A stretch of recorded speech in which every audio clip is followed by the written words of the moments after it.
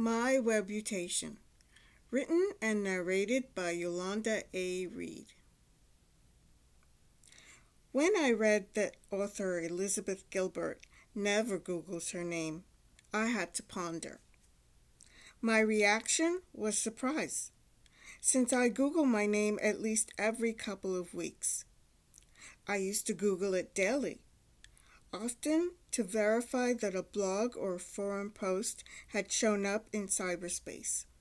But just as often, it was to see my own name. At a glance, all this Googling seems a form of net narcissism. But bear with me. I had sound reasons. I first began my name searching, like most people, out of curiosity. I wanted to know what information about me was floating in cyberspace. I wanted to discover my reputation. At once, I was mesmerized.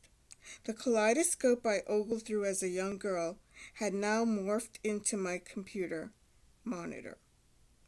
My mom had bought our family's first Apple computer years ago, and that kaleidoscopic beige box had opened a world of infinite information. I marveled at this brave new cyber world as I wandered from website to website, searching everything. Over the years, I've read a multitude of articles online with accompanying photos. Articles, for instance, on conjoined twins, various lunar and solar eclipses, a harvest moon, a blue moon, a couple of new planets, the oldest living man, a two-headed baby, an old woman pregnant with a stone fetus, two families in Spain whose children were exchanged at birth, Manhattanhenge and celebrants at Stonehenge, the Rainbow Mountains, and a scarlet river in China, the beaches of Tahiti, a midnight sun in Scandinavia, an ice igloo, an underwater hotel, and the multiplicity of whales, alligators, giraffes, and elephants.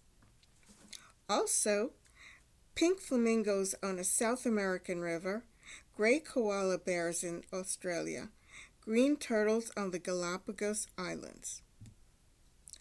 Add to that a few hundred how-to articles on every topic imaginable. How to put files on a blank CD, how to take an online course, how to pay for grad school, how to clean your computer.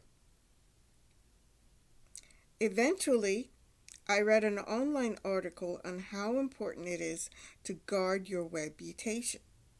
In doing so, you prevent identity theft.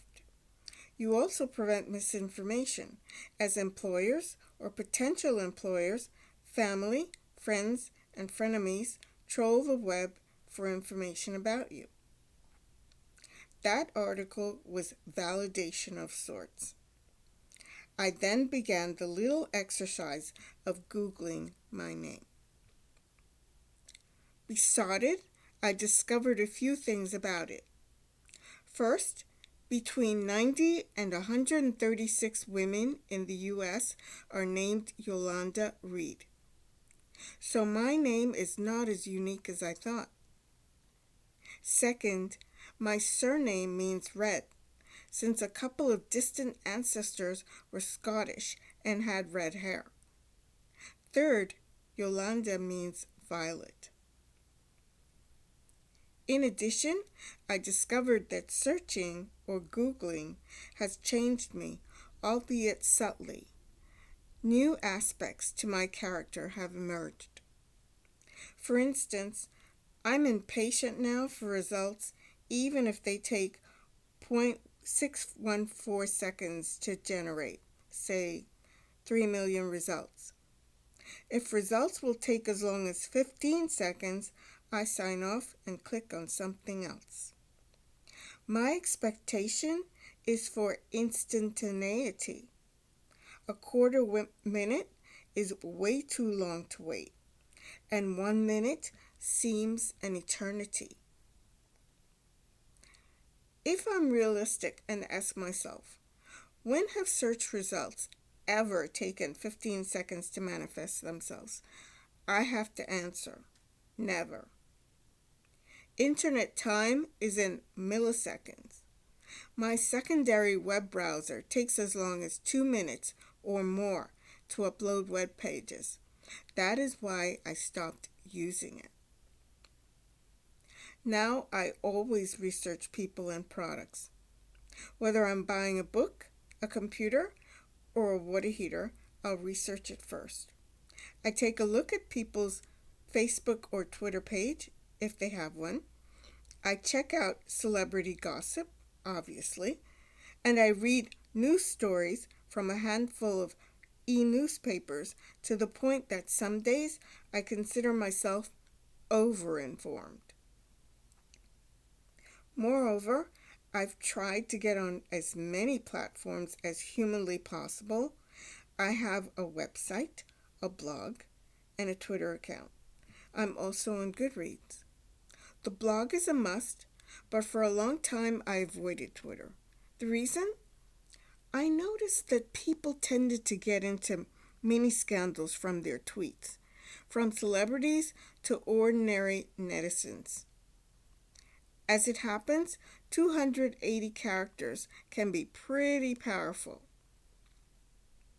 But all the how-to articles I read on the uses of social media stated that a Twitter account was essential for an author. How to connect with readers. How to create a persona online. How to. On a whim, I gingerly decided to enter the Twitter sphere. So far, I've tweeted about books, writing, and authors. Literature ad infinitum.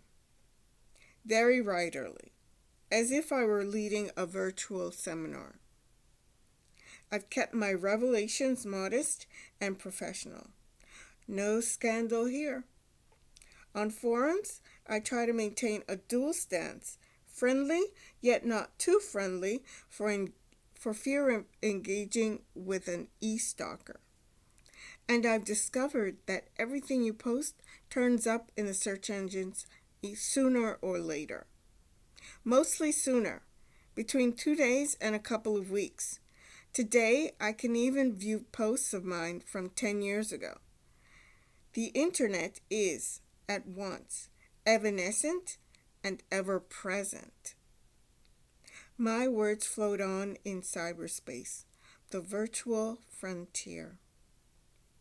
Not surprisingly, I'm more concerned now with my reputation than ever before.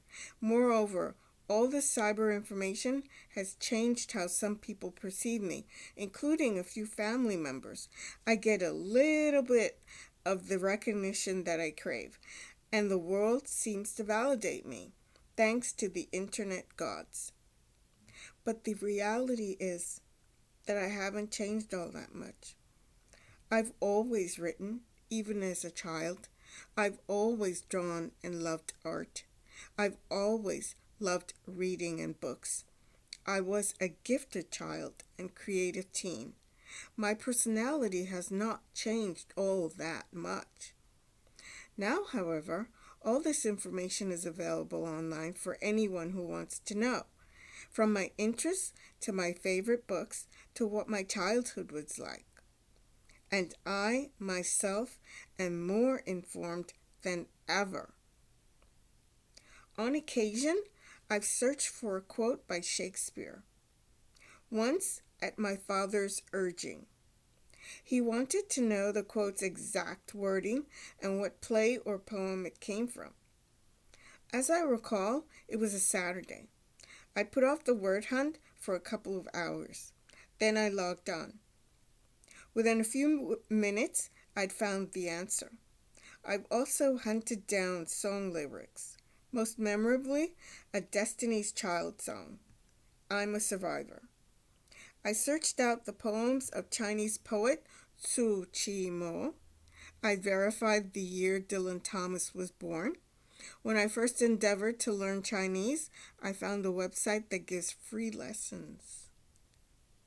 Whenever I discover a new book or author, I get online and search for more info. Alice Munro, the week she won the Nobel Prize. An article by author Natasha Pangmei Chang. The weirdly fascinating writings of Karen Russell. Author Taylor Jenkins Reid, of whom I was curious to know if we are related. Or an interview with novelist Darcy Chan. So as I voyage in cyberspace, I engage in a virtual meditation of sorts. I and millions of other people can posit these two ideas simultaneously about the entire experience. I am online, therefore I exist, and I search, therefore I am. The end.